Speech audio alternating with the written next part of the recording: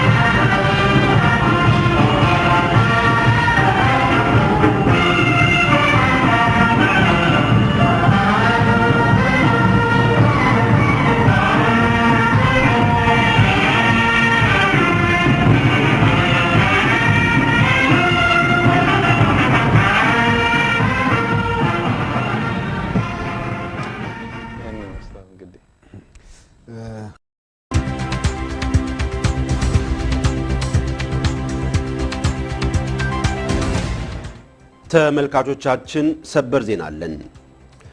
ወደር የሌለው ጀግና በሚል የኢትዮጵያ ከፍተኛና የመጨረሻ ኒሻን የተቀበሉት ብርጋዴር ጀነራል ለገሰ ተፈራ ከዚህ ዓለም በሞት ተለዩ። በ1969 ሶማሊያ ኢትዮጵያን በወረረችበት ወቅት በአየር ለአየር ውጊያ በሶማሊያ ወራሪ ኃይል ላይ የኢትዮጵያን ፍጹም የበላይነት ካስገኙትና ከፍተኛ የበረራ ባለሙያዎች አንዱና 5 የሶማሊያ ጄቶችን በመምታት የጣሉት ብርጋዴር ጀነራል ለገሰ ተፈራ ሕይወታቸው ያለፈው በዩኤስ አሜሪካ ሲሆን የቀብር ስነ ስርዓታቸው በትውልድ ሀገራቸው ኢትዮጵያ እንደሚፈጸም መረዳት ተችሏል። ዝርዝር አለን። ምናላቸው ስማቸው ብርጋዴር ጀነራል ለገሰ ተፈራ ከኢትዮጵያ አየር ኃይል የበረራ ጀግኖች መካከል አንዱ ነበሩ።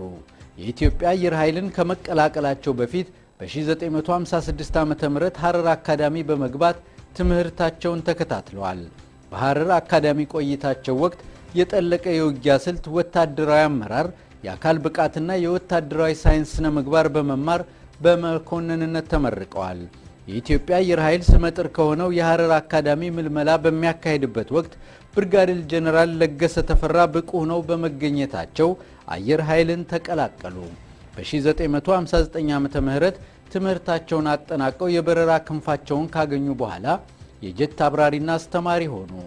ብርጋዴር ጀነራል ለገሰ ተፈራ በየጊዜው በሚያሳዩት የሙያ ብቃት ምክንያት ከሌሎች መካከል ተመርጠው በተዋጊ አውሮፕላን በረራ አስተማሪነት ከፍተኛ ድርሻ አበርክተዋል።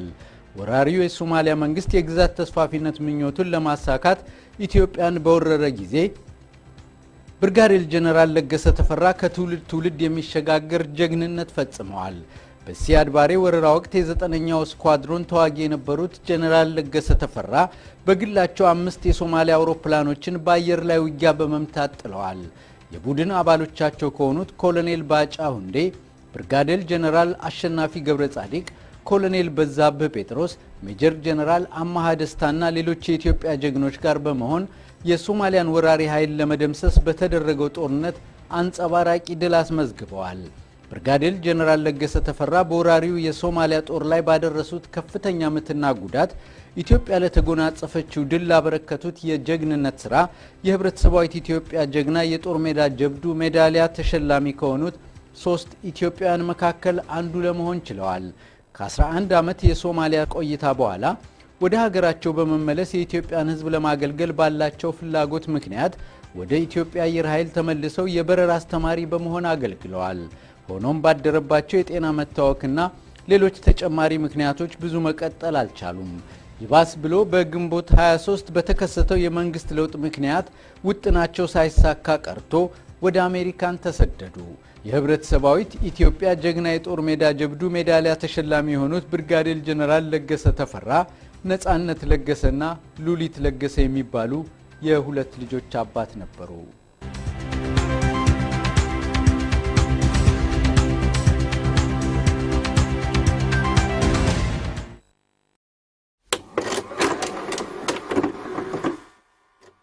እንመርቃቸው